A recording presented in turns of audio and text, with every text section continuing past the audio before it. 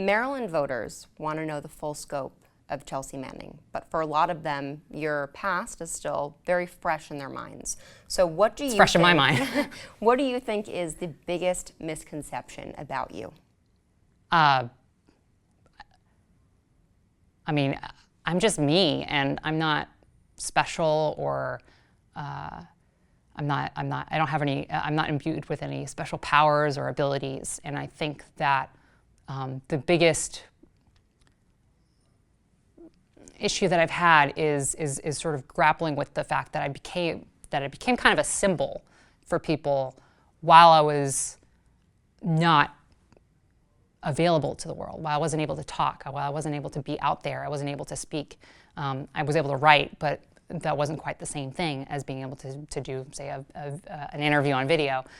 So I think that the expectation of a personality, of a sort of cult of personality, a symbol, if you will, is very difficult for me. And I think I'm just a regular person. I'm not special, but I do want to raise very legitimate issues for people. And I want to use my name and use my ability to raise these issues and get this stuff out there. But I'm not imbued with any special powers or abilities. It's interesting you talk about being a symbol, even though you weren't able to necessarily give your voice at Right. the time. Do you think that possibly had a role in President Obama's decision to commute your sentence? Because there was a lot of public support to let you out.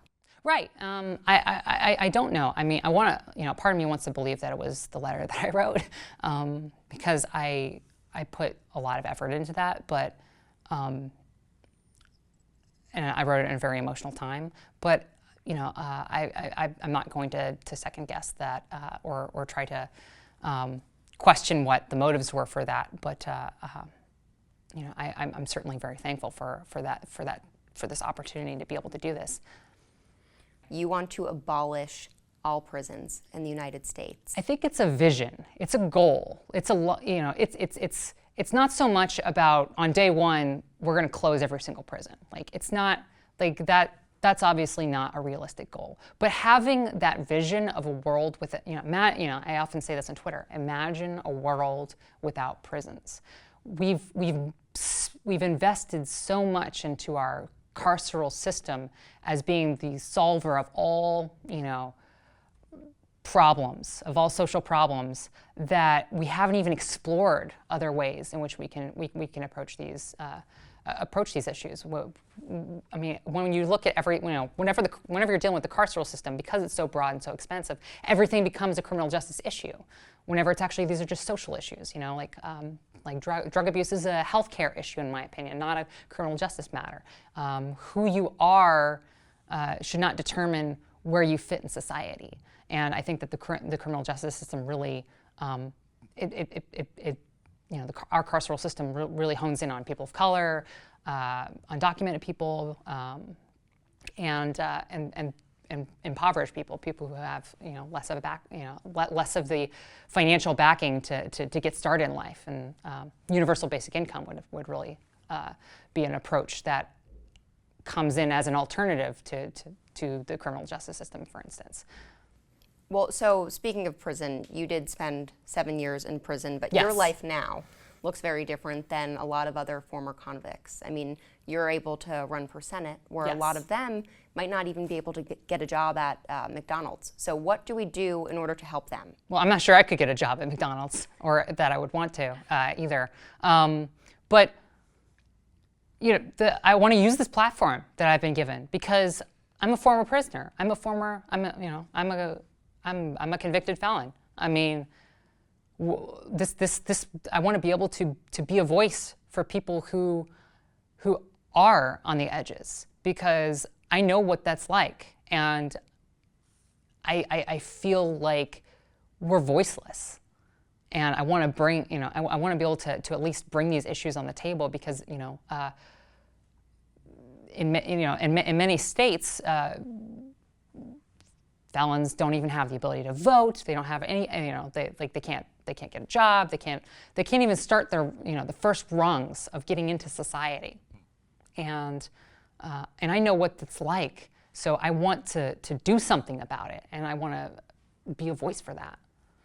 So what about ICE and Border Patrol? You also want to abolish both of those institutions, but is that similar to prison in the way that it's more of a vision? Or Exactly. if you were elected, okay, so it's an end goal. Yes, long-term. ICE, I think, abolishing ICE and dismantling ICE is I think a very achievable goal. It didn't exist it didn't exist until about 15 years ago.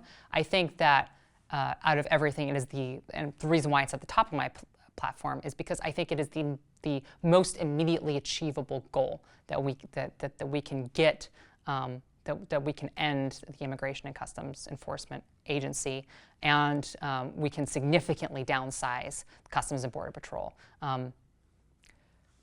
ICE is a deportation task force.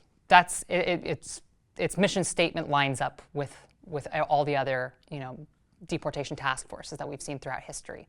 Every single deportation task force that we've seen in the last century across the world and throughout history has turned into an ethnic cleansing. And I'm worried that we're already seeing an ethnic cleansing, and that's going to grow and expand.